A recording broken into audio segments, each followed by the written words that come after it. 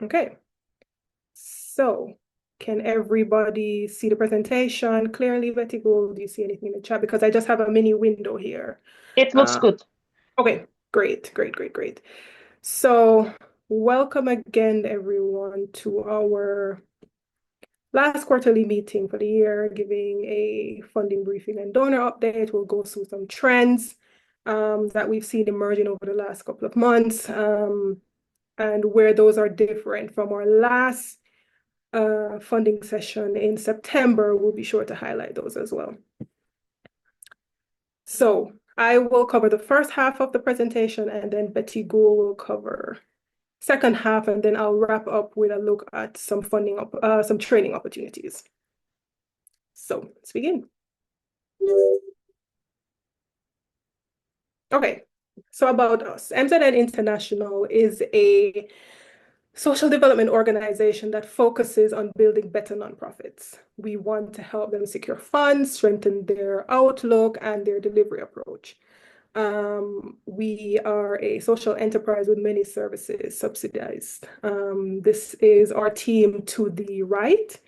So that's me at the top at the right, Chris, who's our supervisor, and then colleagues from the training department, digital, and talent recruitment as well.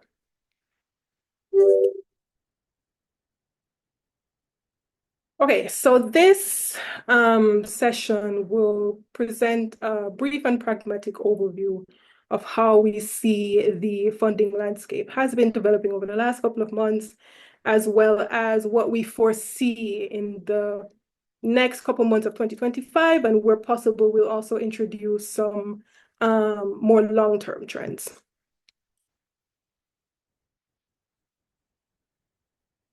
Yes, so we look at the outlook for the remainder of 2024, global funding trends across the world, primarily with more major donors, we would say, but we'll also try to slip some insights in for emerging donors as well. And just providing strategy guidance for key donors. Okay, so for today's session, we will focus on these three main donors, as well as look at some foundations as well, just in the interest of time. I would like to bring your attention to focus a bit more on why we're here today. So we have this very great quote from a client partner of ours from Kenya, and it says, "A noble cause without financial resilience is a promise without the power to deliver." But I especially like the use of the word resilience here because we're in a current dynamic in the donor landscape where things are shifting quite fast or changing rather dramatically. So I just want us to be prepared for any of those changes and just remember our why we decided to focus on what we focus on, why do we work in the area that we work, and how can we withstand the challenges ahead and maximize the positives. So for a more consistent look at, donor trends and funding trends, we invite you to subscribe to our newsletter, which is delivered monthly, which provides updates on funding in general, as well as how to better your organizations to deal with those trends or take advantage of those trends. There's a link here, which you can reach out to me afterwards, whether by email or in the chat, and I'll share the link with you.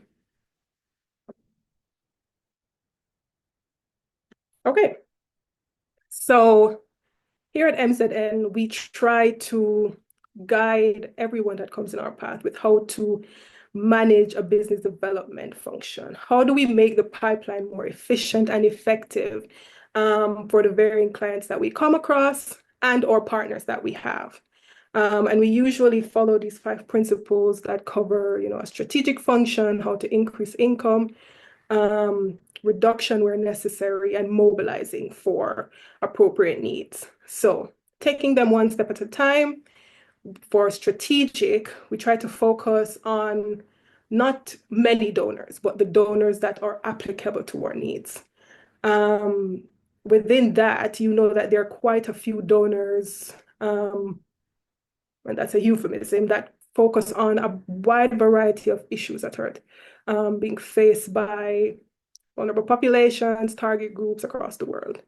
Here at MZN, we try to guide our partners and clients into focusing on those donors that will be most applicable to their needs. This is taking a look at key objectives and or past experiences and just rebuilding to make sure we align those. For increasing income, this is where we focus on the donor pipeline management and proactive pre-positioning. So we try to get our clients and our partners in place to take advantage of those opportunities. And this takes quite a bit of internal shifts. We found that organizations have to become more agile, and this is a process that's ongoing in many organizations across the world. So we try to step in to create tools and structure guidelines for how to make this process easier. When it comes to reduction, this is reducing proposal costs by focusing on flagship programs. And these flagship programs are programs that the organization itself believes in, that has the most innovative value, discerning value, that means a uniqueness, and is the most able to be replicable for scaling. We ask our partners and our clients to kind of focus and pinpoint these for themselves, but of course, we also try to highlight those criteria when we see them. For alignment, we seek to push the aligning of funding timelines with long-term impact goals. And this is just to stabilize funding, to get organizations more in the mind of thinking strategically and aligning based on what they would like to achieve rather than seeking what's out there. For mobilizing, this is focusing on private capital by creating impact investment opportunities. And this is something that we'll go into a little bit more, a little bit later in the presentation.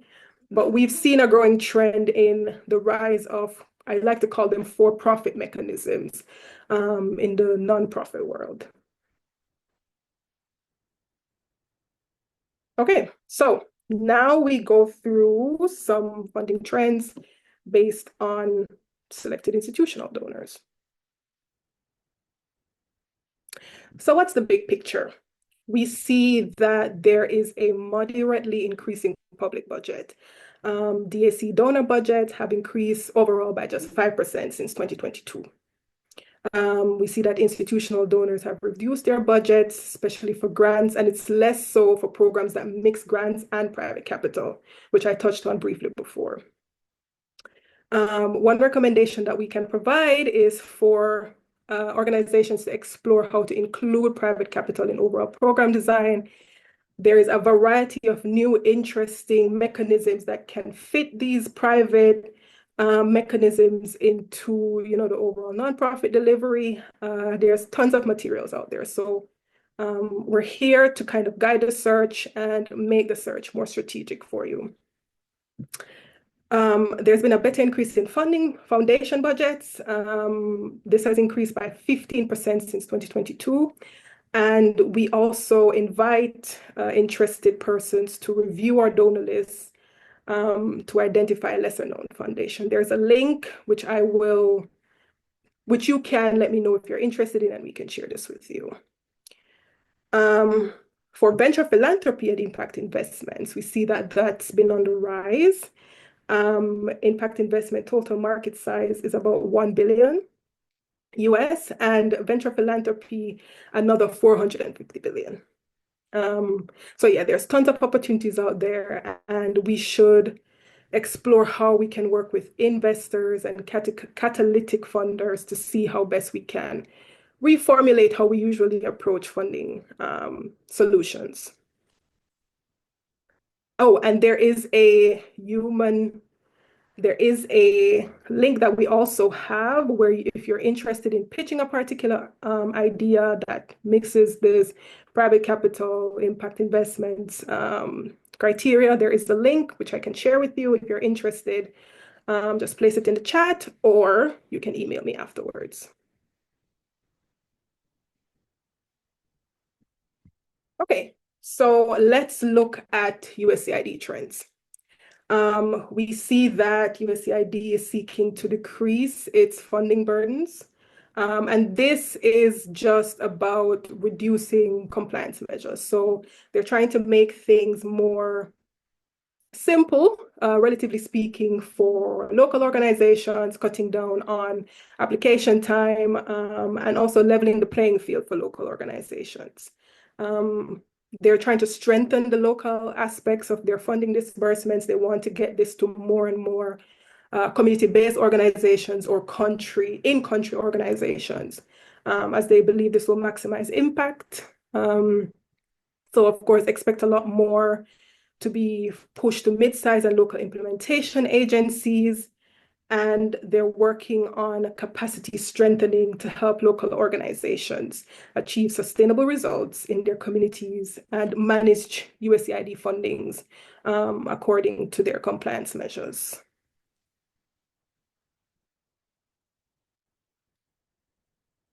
Okay, so now we take a closer look at what USAID will look like in the next upcoming Trump administration. So you may have heard that, they're pushing a US first initiative. So there will be reductions across certain fields or certain focus areas. The total budget should go down, and they're focusing more on international aid that benefits US interests. So they're directing aid towards US companies' expansion in development countries, and they're shifting from an aid focus to more of hybrid investment models. We're looking at co-investments, recoverable grants, etc. More on the next slide. So they're aiming to remove the social justice agenda. So there will likely be reductions across climate change, LGBTQI rights, diversity and inclusion, and reproductive rights. They're going to centralize faith-based institutions as well, where it doesn't contravene with what was stated before about the focus. And like I said before, they'll be pushing for more localization in their funding disbursement because they feel it would be cheaper and more focused on local communities. So there'll be an emphasis on economic programs and support programs that strengthen US national security.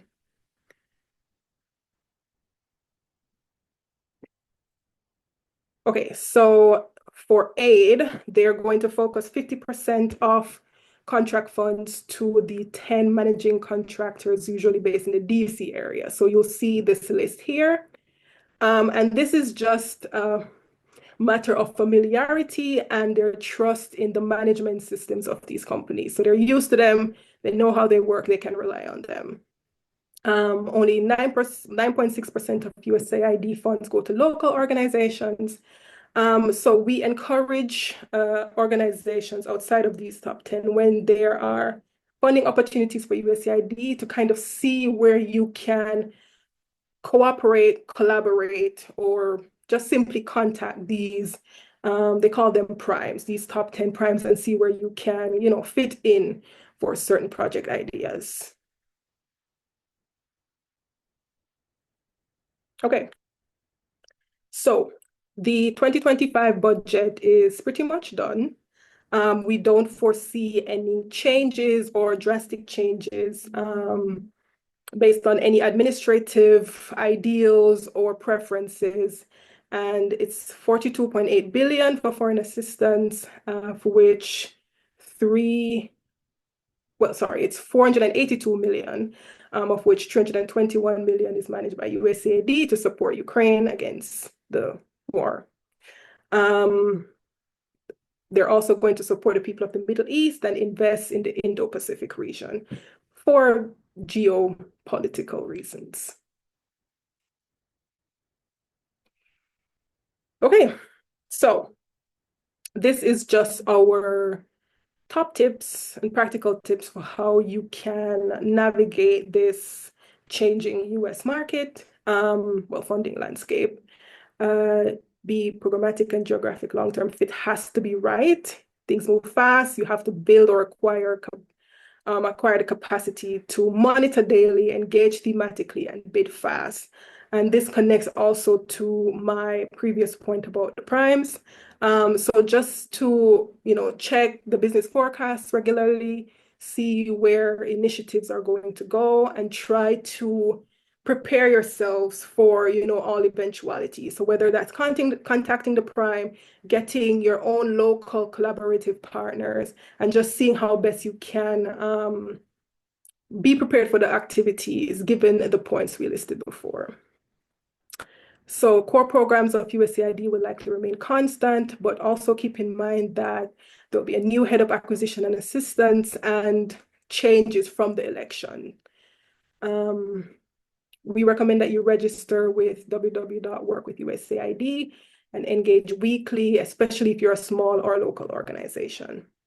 Monitor large calls and prepare a NICRA application process to ensure financial sustainability. Okay, so now we move to the European Union.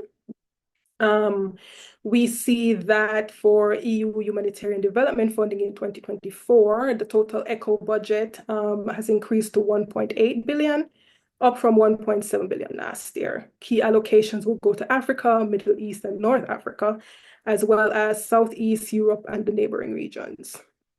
Sudan is getting a big chunk, 896 million for humanitarian aid and development, focusing on building resilience. So we have analyzed and decided that and concluded that increased funding emphasizes the EU's commitment to immediate crises and sustainable development in conflict and climate affected regions. Okay, so let's get into some budget trends. So there is it's being driven by conflict, climate change, and geopolitical instability, as I said before.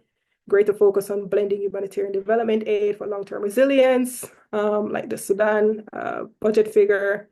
And the regional priorities coming up will include Africa and the Middle East, Asian Pacific, Ukraine, and the neighboring regions. They're also strengthening their private sector role or approach, and there's a growing emphasis on private sector engagement and impact investments for development projects. In conclusion, we see that the EU is expected to steadily increase funding, stronger focus on climate change, and addressing emergency responses. Okay, so this map is just showing some of the funding allocations made during 2024. And this also aligns with the focus on climate change and emergency response that we listed before. So we see for 2025 plans, Africa is budgeted for 546 million for conflict response, displacement, food security, and climate and adaptation. If we jump to the Middle East and Northern Africa, we'll see that it's relatively the same. For South Asia and the Pacific, it's 186 million for food security, climate adaptation and education. And for Central and South America, we'll see 111 million for addressing violence, displacement, food insecurity, and climate-related disasters. Okay, Betty Gould, I think this is your slide. Yes, so we see the top 10 foundations, which were very active and which contributed more in the second half of 2024. And they are the Bill and Melinda Gates Foundation, MasterCard Foundation, Open Society, IKEA, Ford, Lego, Rockefeller, Bezos Earth Fund, and Children's Investment Fund. So if we go on. So I will be talking about FCDO and GIZ in the coming slides. So the funding strategy for next year of FCDO is that it will be funding country-specific programs. It's aiming to allocate 75% of the aid budget directly to countries. And this approach, they say, is to enhance the effectiveness of the aid by tailoring support to the unique needs of the individual nations. So the initiative which will be started and which has already been started this year are digital development strategy, which has started in March of this year, and they are committed to partnering with developing countries to support digital transformation. And this is how they are going to decrease the risks in these emerging markets. And the second one, Global Clear Power Alliance, was started in September this year, and it aims to get countries and companies away from fossil fuels, and it aims to address the climate change. So the next slide, please. However, there are challenges to their budget. In 2021, it was decreased from 0.7% to 0.5%. However, the current administration says that they will be getting back to the 0.7% target if and when the economic conditions permit. And the UK has committed to innovative funding mechanisms, such as providing guarantees to multilateral development banks. And they are providing a guarantee to Asian Development Bank as well. And they are expected to release over $1 billion for climate finance. And overall, the UK's international development funding strategy focuses on, if we are to repeat, country-specific programs, digital transformation, climate action, and innovative funding.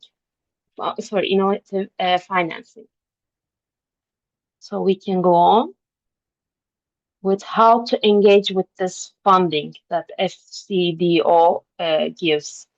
So the first one is FCDO offers various funding programs, including grants, loans, technical assistance, tailored to different sectors and different regions. And they are addressing global challenges such as poverty, inequality, and climate change. So the proposals should be aligning with these areas and with these geographies as the first thing. It's looking at these areas, and if your proposals are aligned with these areas, it of course increases the acceptance rate of your proposal. And you need to find a way or a system to monitor the funding opportunities in a way that you don't miss it in a regular way, so that you are aware of all the open calls and tenders. And you should engage in early market engagement meetings to gain first insight, but also to get to know them better and provide input to the program designs. Yeah. So I just have one point to add to that, Betiko. These early market engagements for FCDO are extremely important. I was recently attending one of these last week, and it was such a productive and informative session. Not only are you meeting the FCDO teams responsible for the particular focus area, but you're also meeting other organizations which are interested in collaborating and or learning more about other organizations' work. It's just a great networking opportunity. So please do reach out to the respective FCDO teams when these come up and, attend and participate. Okay, we can move to the next. Okay. For this proposal, you need to build strategic partnerships. So you need to collaborate with other organizations for that, networking with them. And so these partnerships will strengthen your proposal. Yep. And also you need to give them detailed proposals which clearly state your project's objective, methodologies, expected outcomes, and you need to present them a firm monitoring and evaluation process. And you need to adhere to FCDO's reporting and compliance requirements. So you need to establish good monitoring systems.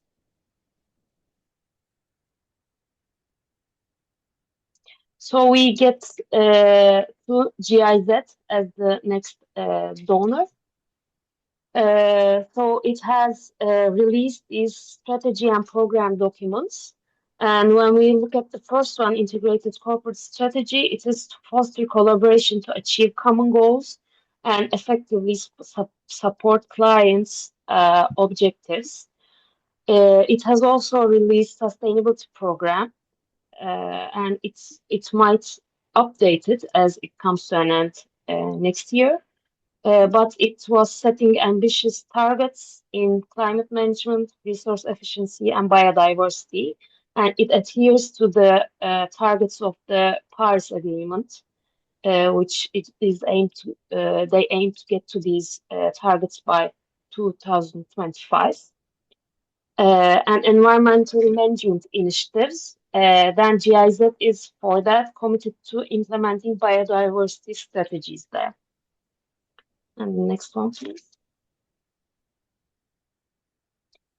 So GIZ manages funding addressing topics from democracy promotion to economic development and to health and climate action. And it promotes, like I said before, cooperation and networking.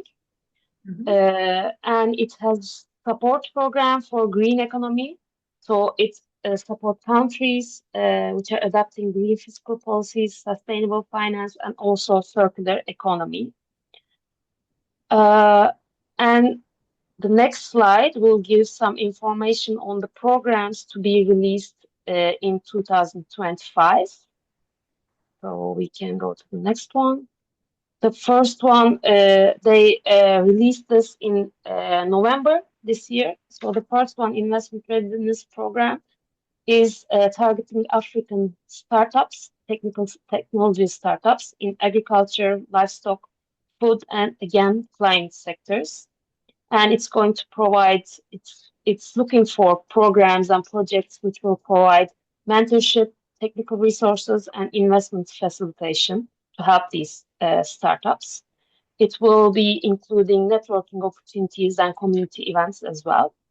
And the second one, International Master's Program in TVET, which is Technical and Vocational Education and Training.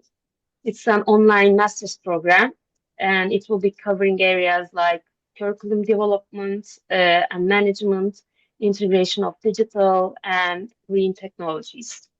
And the third one is a media fellowship, and that will be inviting international journalists to engage with global energy transition discussions. So for the next one, we can again look at how to engage with GIZ, and it's similar. To the process which I underlined with FCDO. You need to familiarize your NGO with its strategic focus, which is climate action, sustainable development, and digital transformation. And you need to find a system to monitor the announcements for new funding opportunities and for proposals, which they have calls for. And you need to assess the eligibility criteria, and they can be in geographic focus. So you need to be in that geography that they tell, and also the thematic alignment is crucial there. And if we go on to the next one, like I said before, the objectives, methodologies, expected outcomes, and budgets must be in place. And you need to engage in the capacity building, which means participate in the GIZ, organize workshops and seminars that will increase your NGO's capacity, and you will be staying up to date with the emerging trends. And again, you need to network and establish partnerships, collaborate with other organizations and private sector entities as well. and you need to ensure that you adhere to GIZ's monitoring, evaluation, and reporting requirements. And also, you need to seek technical assistance from GIZ if you want to improve your project design and implementation strategies. So I think that's it from my side. Thank you Yeah, so much, Betty Gul. thank you. I will complement what Betty Gul said by highlighting how important and simultaneously easy it is to, get in touch with GIZ. They're spread so expansively across the world. And my experience is that they're interested to find programs, whether it's sub-programs or alternative programs that complement what they have as a priority area in different countries, different geographies, or different thematic areas. So sometimes it's just as easy as connecting on LinkedIn, sending an email, and just building that partnership over time. Okay, so now we move to some training courses that we have coming up. So we have the traditional winning proposals. And in this training session, you'll learn how to write, manage, and negotiate the winning proposals. Our training team has delivered this very tailored course consecutively many times, and they usually adapt it to the particular funding need of a particular organization. We also have sustainable income for NGOs, and this covers all key principles of sustaining funding for nonprofits, and it explores the appropriateness of various income sources for different organizational needs. Some in-person training courses as well. So complementing the right winning proposals, we have the NGO funding and reserves courses that looks into the right funding mix to create impact for NGOs, as well as the mastering project budgets. This looks at why do proposals fail? Are there budgetary compliance measures that weren't taken? And just an overall approach to crafting the budget appropriately for differing priorities and perspectives. So, and then the last one we're rolling out some interactive training courses over next year. And this will try to get more of a hands-on audience focus perspective into the training session. So we look at tips and tricks on proposal writing with the use of AI tools, big thing that's picking up steam quite a bit. And we also look at impact investments that we've touched on briefly here, but the training team will go more in depth on how you can do this appropriately based on your organization's capabilities and needs. So for any of these trainings that you're interested in, you can contact myself or the training manager. Her name is Nicole Jennings, and we'll work together to schedule something for you. Alternatively, you can just go to our website here and just follow the prompts as they come along. Okay, so we advise everyone to stay in touch, send us messages, send us emails. We're always here and willing to support. We want to make the nonprofit sector more agile and the organizations within it ready and more prepared to take advantage of the changes that this world is going through.